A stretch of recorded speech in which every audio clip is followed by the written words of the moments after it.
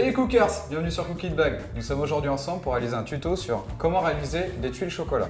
Alors pour ça c'est très simple, il vous faut une casserole, un bol, une casserole qui va nous servir en guise de bain-marie et du chocolat.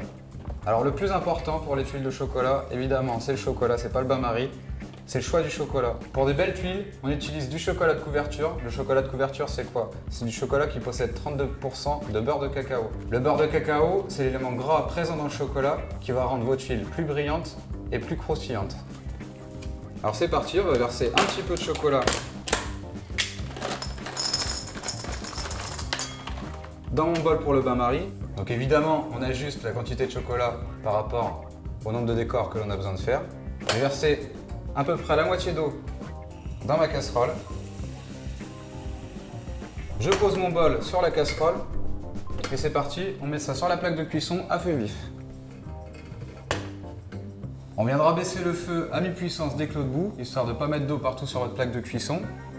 On va remuer comme ça avec une marie ou spatule en plastique de temps en temps jusqu'à temps que le chocolat soit bien fondu. En aparté, pendant que le chocolat est en train de fondre, pour les plus techniciens d'entre vous, il y a des courbes de température à réaliser pour que le chocolat soit encore plus brillant et plus croquant. Et ça varie suivant le type de chocolat, qu'il soit blanc, noir ou au lait. Vous pouvez retrouver tout ça facilement sur internet, mais c'est quand même assez technique à réaliser. Hop. Donc j'ai retiré la casserole du feu parce que vous pouvez le constater que le chocolat est bien brillant, bien lisse. On va pouvoir attaquer nos décors. Alors nos décors, on va les réaliser sur une feuille de papier cuisson ou une plaque en silicone. Si vous avez ça à la maison, c'est très bien aussi.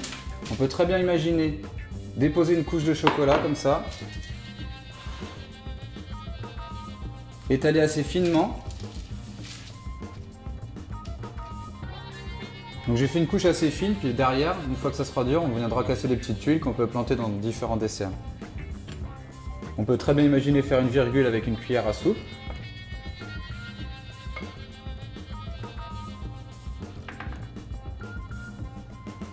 Ou alors utiliser un cornet, c'est tout simplement un carré de papier cuisson qu'on a roulé en forme conique. Je vais remplir avec un peu de chocolat. Je fais descendre le chocolat juste au fond du cône. Je coupe l'excédent dont j'ai pas besoin. Je roule le bout comme ceci, pour pas que ça déborde par le haut. J'ai plus qu'à couper le bout suivant l'épaisseur des traits dont j'ai besoin. Et vous avez maintenant un stylo de chocolat. Bon c'est parti, je suis pas Picasso, mais je vais essayer de reproduire ce logo Cookie Bag sur ma plaque de papier cuisson.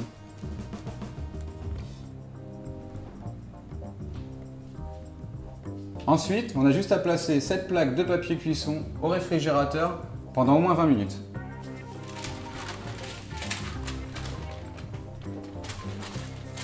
C'est parti les cookers, les 20 minutes sont maintenant terminées pour les tuiles de chocolat. On va aller voir si elles sont bien prises au réfrigérateur.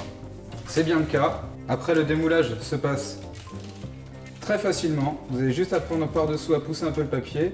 Et voilà, vous avez des petits décors comme ça pour embellir tous vos desserts. Ici pour faire des petites chips de chocolat à planter. Et voici les cookers, le tuto sur comment réaliser des tuiles de chocolat est maintenant terminé. J'espère que vous pourrez embellir tous vos desserts, impressionner vos amis. Et je vous dis à très vite sur Cookie Bag.